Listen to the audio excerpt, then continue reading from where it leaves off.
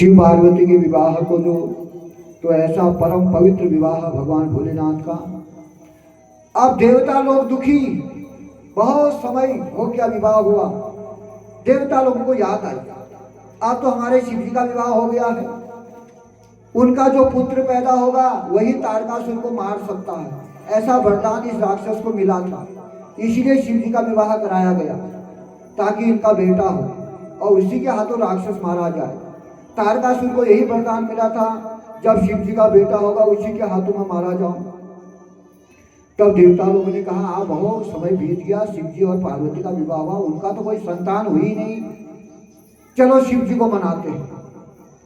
तब सारे देवता लोग इकट्ठे होकर के आज कैलाश पर्वत में आए शिव जी को मनाने के लिए, और शिव जी से कहना चाहते हैं कि हे भोलेनाथ, अब आप विवाह संपन्न आपका हो गया है, आपका पुत्र जब होगा तभी तारकासुर नाम का राक्षस मारा जाएगा। तो भगवान शिव और पार्वती माता कैलाश पर्वत में जिस स्थान में निवास करती हैं, जिस पर्वत गुफा में निवास करती हैं, आज उसी गुफा के बाहर से सारे देवता लोग एकत्रित होकर के भगवान शिव जी से प्रार्थना करते हैं। देव देव महादेव करुणा सागर प्रभु अंतर्यामी सर्वेषां सर्वं जानासि शंकर। सारे देवताओं ने हाथ जोड़ करके भगवान शिव जी की आराधना करी। हे प्रभु, हे भोलेनाथ, आप अंतर्यामी हैं, आप देवताओं के दुख को भली भांति जानते हो। आज कितने वर्ष बीत गए, हमारा स्वर्ग छीन दिया तारकासुर ने, हमारी संपत्ति, हमारा घर बार सब समाप्त हो गया है।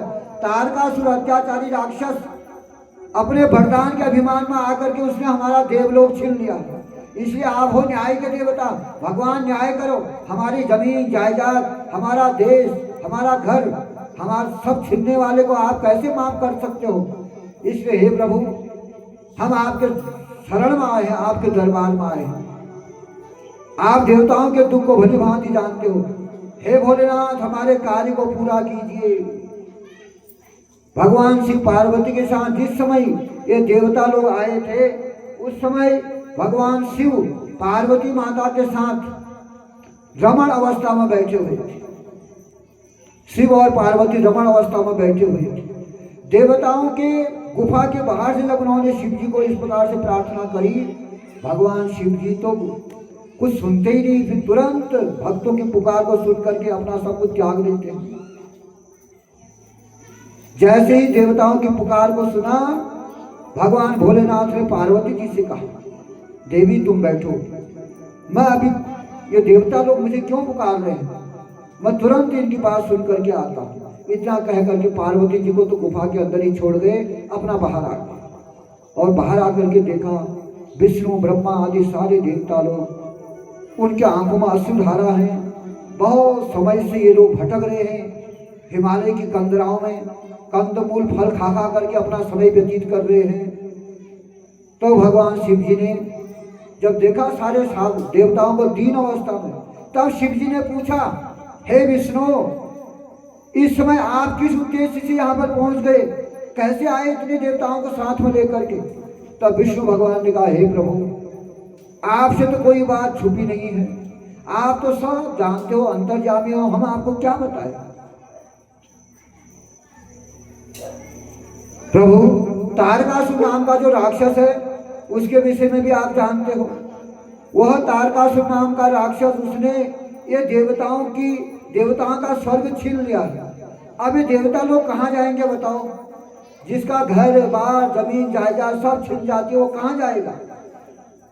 तो तारकासुर नामक राक्षस ने अन्याय किया है, दुराचार किया है, उसने सारे देवताओं को दुखी किया है, इसलिए इनका घर बार सब छीन लिया गया है। अब ये बहुत दिनों से हिमालय के कंदराओं में ही घूम रहे सारे देवता, इनको खाने को भी कुछ नहीं मिल रहा है। ये जो कंद मूल फल जंगलों में लगे, इन्हीं को खा खा करके अपना पेट भर रहे हैं। इसलिए आपकी शरण में आए। शिव जी ने कहा, फिर मैं क्या करूं। बोले महाराज, वो तारकासुर को मारना है। शिव जी ने कहा, मैं थोड़ा मार पाऊंगा जब तुम नहीं मार रहे हो तो।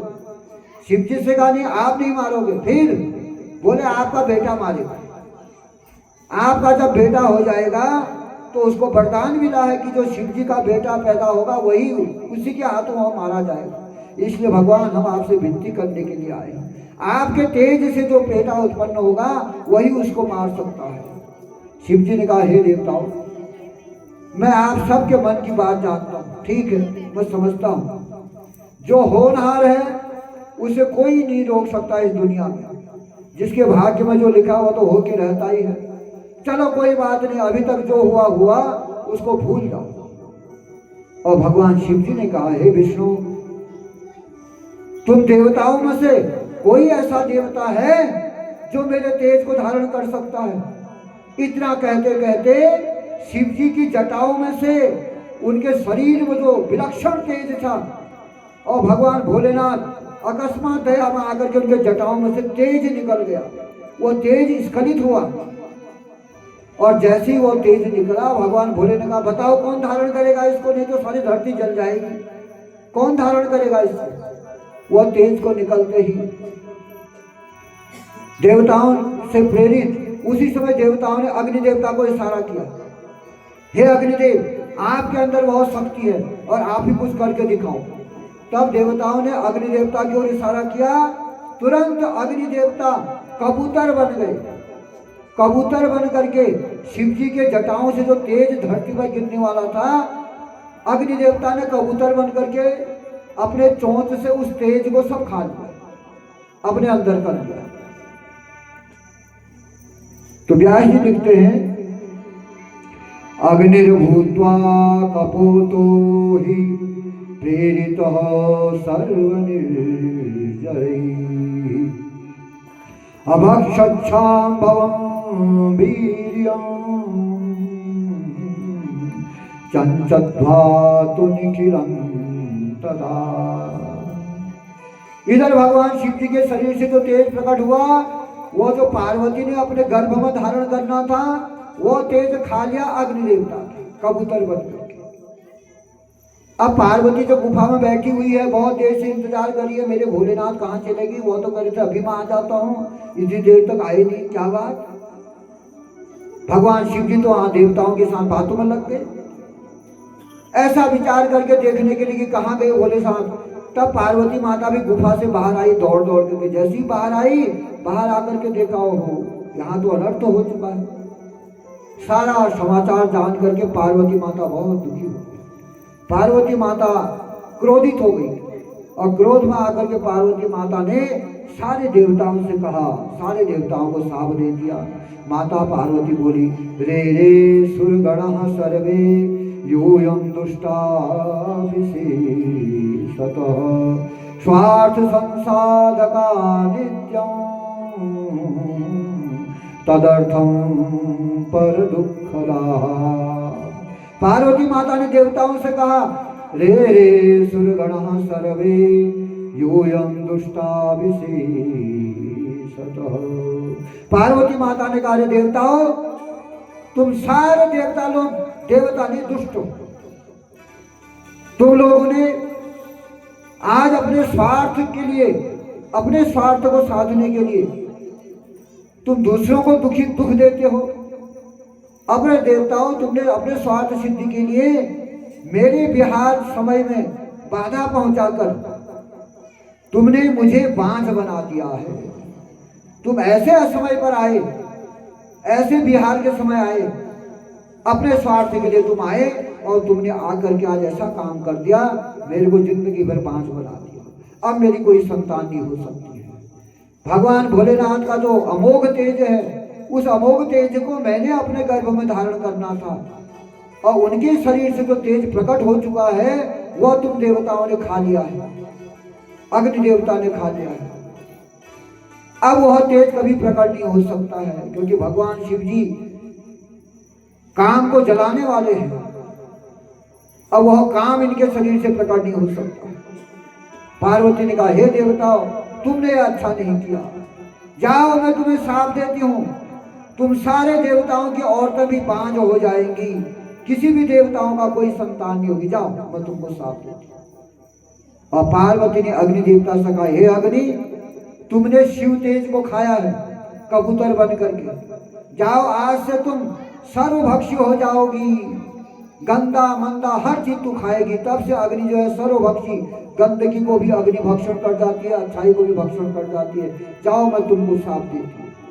अग्नि देवता को साफ दे, इसलिए अग्नि देवता मल मूत्र आदि गंदा मंदा सब भक्षण कर जाते हैं, साफ दे दिया पार्वती माँ। तब से अग्नि अच्छा बुरा सब भक्षण करती है। पार्वती इस प्रकार नाराज होकर के पार्वती माता शिव जी का हाथ पकड़ करके ले गए। इधर अग्नि देवता सारे देवताओं को भोग लगाते हैं। अग्नि के द्वारा ही सारे देवताओं को अन्न पहुंचता है। जब हम अग्नि में स्वाहा स्वाहा कहते हैं तभी तो देवताओं तक जाता है। तो इसलिए जब देवताओं का यज्ञ हो रहा था, अग्नि प्रकट हुई, अग्नि में स्वाहाकार हो रहा था, तो अग्नि का जूठा सारे देवताओं तक पहुंचा। देवताओं ने खाया वो भोग यज्ञ का। तो उससे क्या हुआ, सारे देवता लोग गर्भवान हो गए। सारे देवताओं के पेट में गर्भ रुक गया, देवता गर्भवान हो गए। क्यों? क्योंकि शिव जी का जो तेज था वो खाया अग्नि ने, अग्नि का जूठा खाया देवताओं ने। तो सारे देवता गर्भवती हो गए, गर्भवान हो गए। अब ये बड़े दुख की बात हो गई, सारे देवता बड़े दुखी हो गए। जब सबके पेट में उदर में गर्भ धारण हो गया, अब वह शिव जी के तेज, वो शिव जी का तेज इतना तेजस्वी था, उस तेज को कोई भी सहन नहीं कर पाया। शिव जी का तेज सब देवताओं के अंदर चले गया, प्रवेश कर गया। वह तेज में इतनी पावर थी, मानो सबके अंदर आग लग रही हो, आग बरस रही हो। तो देवता लोग कोई सहन नहीं कर पाए शिव जी के तेज को। अब सब हाहाकार मच गया देवताओं में। देखो, स्वास्थ्य अगर किसी का थोड़ा भी, अगर आपको थोड़ा सा दांत में भी दर्द हो जाएगा तो आपका मन नहीं लगेगा, न खाने में मन, न काम में मन। वैसे ही देवताओं के अंदर तो पीड़ा प्रारंभ हो गई। अब देवताओं का खाना पीना सोना सब हराम। अब देवता लोगों ने सोचा ये एक को नहीं, सभी को वही बीमारी। अब सारे देवता दुखी हो गए, ये सबको एक जैसी बीमारी क्यों हो गई, सब ऐसे परेशान क्यों हो गए। सारे देवताओं के अंदर जलन, भूख प्यास सब बंद। अब देवताओं ने सोचा किस वैद्य के पास जाएं, कौन वैद्य हमारी बीमारी को दूर करेगा। सारे देवता बड़े दुखी हो गए। तब विष्णु भगवान ने कहा ये सारी करामात शिव के तेज की है, और वह शिव का तेज अग्नि ने खाया था, अग्नि का जूठा हम देवताओं ने खाया, इसलिए हमारे अंदर शिव जी का तेज सब देवताओं के गर्भ में चले गया है। इसलिए सारे देवताओं के अंदर वह तेज विद्यमान होने के कारण तब हम सभी देवता लोग बीमार पड़ गए, दुखी हो गए। अब क्या करें फिर महाराज? बोले फिर चलो शिव जी के पास, वही वैद्य हैं, वही कोई रास्ता बताए, वही हमारे दुख को हर सकते हैं। तब सारे देवता पुनः भगवान शिव जी के पास जाते हैं और भगवान शिव जी से प्रार्थना करते हैं। क्या कर रहे? भोले बाबा तेरे दरबार में जो आते हैं, आइए हम लोग भी शिव जी के दरबार में आए हैं। जो रोग व्याधियां हैं शिव जी से प्रार्थना करो।